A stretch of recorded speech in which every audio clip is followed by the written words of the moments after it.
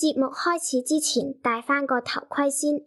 本節目內容如有雷同，實屬巧合，玄學內容僅供娛樂。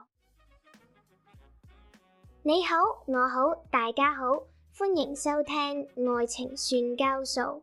愛情算交數係一個結合玄學命理同埋真實情感故事嘅 podcast。我哋節目唔講難明嘅命理知識，只會用貼地真實嘅個案，同你一齊探討感情上嘅種種糾結，由純情單戀到出軌偷食，由求不得去到放唔低，事不宜遲，即刻交支咪俾台主無情小妹。16、17歲嘅時候見得到呢一組星，我會理解為係暗戀單戀啦。而去到30歲嘅話呢，好大機會就係代表住出軌或者偷食咁樣啦。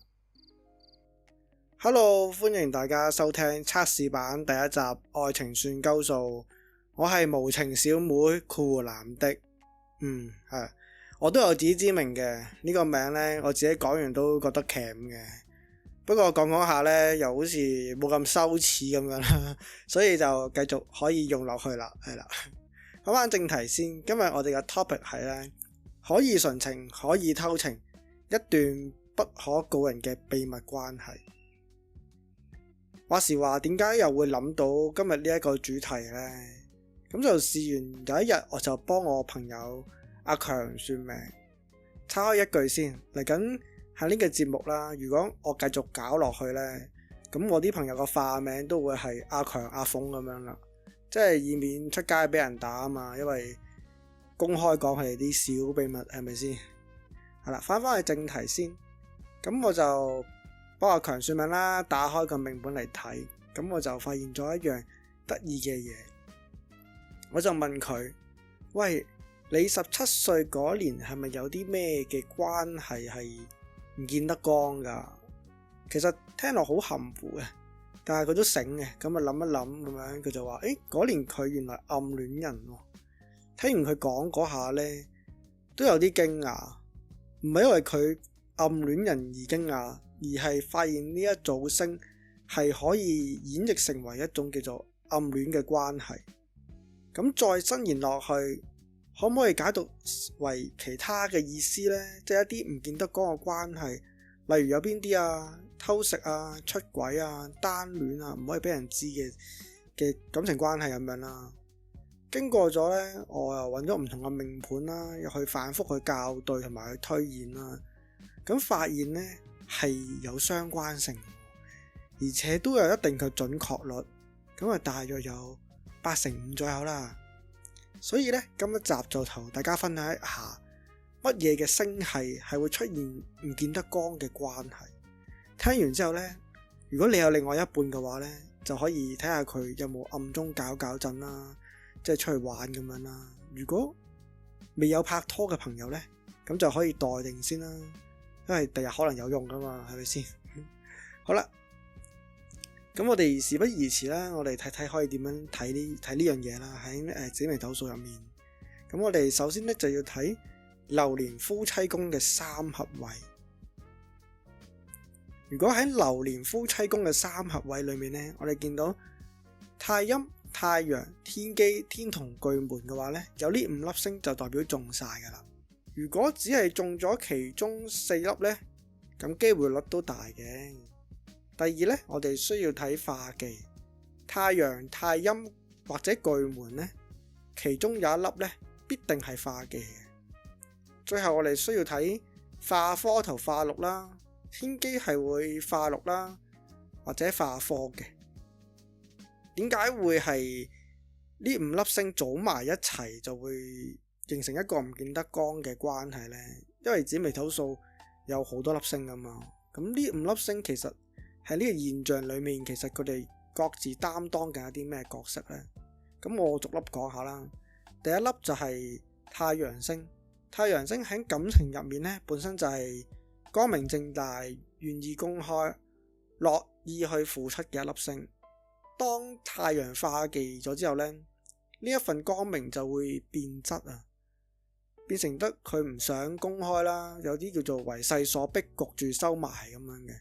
咁喺夫妻宮化忌呢，咁啊往往就代表一段唔見得光嘅關係，見光死嘅關係，又或者呢，會有啲苦衷啦，只能夠做背後嗰一個咁樣嘅。第二粒呢，就係太陰星，太陰星其實係一粒情緒嘅星系嚟嘅。咁其實佢喺內心裏面呢，往往都係向往住一啲安穩啊、歸屬嘅。正常嘅太陰星呢，係需要一個名分、一個屋企咁樣嘅。但太陰化忌之後呢，成個感情觀佢就會扭曲噶啦。明知嗰個關係係冇結果、冇保障，佢都照樣會衝噶。呢啲就係一種叫做戀愛腦咁樣嘅情況啦。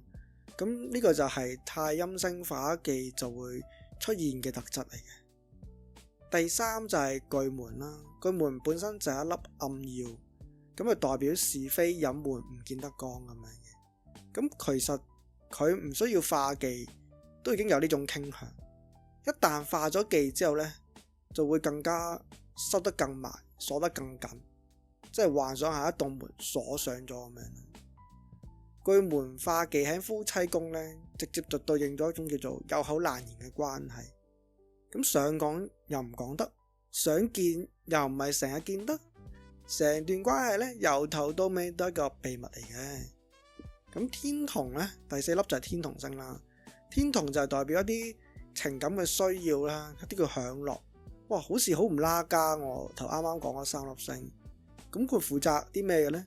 其實佢就提供咗一個叫做情感溫床嘅地方，即係令一個人去產生依賴，唔捨得走，同時呢亦都唔想去面對現實，即明知唔應該繼續嘅，佢都照樣繼續落去，即係簡單啲嚟講就係沉船啦。而最後一粒就係天機，天機就代表一啲嘅思想啊、行動上面嘅遊走，即係佢成為咗咁多個粒星入面嘅一粒橋梁，係啦。咁天機就靠住佢嘅靈活頭變通啦，咁就可以喺正印同外遇之間，咁就穿梭自如啦，即係左穿右插咁樣，左右逢源咁樣。咁化祿頭化科嘅時候就增加強力佢，增加咗令佢嘅呢個能力更加強咁樣啦，令到佢好有辦法咁去維持各方嘅關係咁樣嘅。大家可以試幻想一下個畫面啊！太陽化忌咧就變成咗一個陰霾嘅下午，而太陰化忌咧就係一個戀愛腦啦。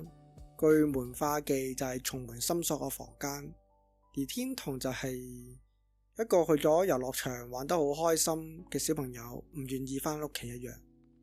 而天機就負責穿針引線，成為咗大家嘅一道橋咁樣啦。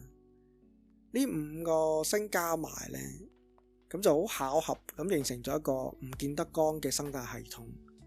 咁喺入面呢，就有委屈，有不安，有隱瞞，有依賴，有計謀。咁點樣去分係單純嘅暗戀單戀，而點樣先又係出軌偷食呢？咁關鍵位都係要睇翻呢個夫妻宮嘅三方四正。如果冇呢個丙級嘅桃花星，甲乙丙丁嘅丙係啦，即係邊啲呢？即係紅鸞、天喜、天姚、咸池呢，通常都係無疾而終嘅暗戀嚟嘅，或者單戀啦。如果有呢啲嘅桃花星加持呢，咁多數都係唔見得光嘅地下情啦。不過呢，喺呢度都要提下大家，聽完都唔好自己嚇自己，因為紫微斗數係好講整體格局嘅，真係要去定奪嘅時候呢，我哋仲要睇埋先天盤嘅命宮、福德宮、大限嘅命宮，咁去互相引證，唔能夠單憑一個星系就判佢死刑咁樣嘅。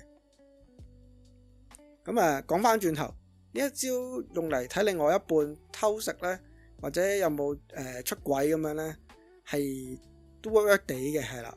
咁我知有啲朋友其實聽完之後呢，都可能一頭霧水啊，唔知其實我噏緊乜。唔緊要噶，如果你有對方嘅出生年月日，都可以隨時 DM 我，睇下我可唔可以幫到你。不過講開又講，人大咗，唔知大家會唔會偶爾諗翻起當年暗戀嗰一位，又或者唔見得光嗰一位呢？你有冇多多少少去掛住佢呢？我幫啲朋友算命嘅時候呢，佢哋同我分享咗好多唔同嘅故事。佢哋呢，心入面總會有啲求不得嘅人，又或者事，但諗深一層，其實佢哋擁有嘅比佢哋所求嘅多得多。如果而家嘅你仲為咗某段錯過咗，或者唔見得光嘅關係而耿耿於懷嘅話呢，聽我講一句，真係算鳩數。舊嘅唔去，新嘅又點嚟？將你嗰份真心留翻俾而家你所愛嘅，仲好啦。今日嘅節目時間差唔多啦，我係愛情小妹括弧藍的，歡迎大家去我 IG 度 DM 我，講下你嘅愛情經歷。下次我哋愛情算鳩數，再同大家算過，拜拜。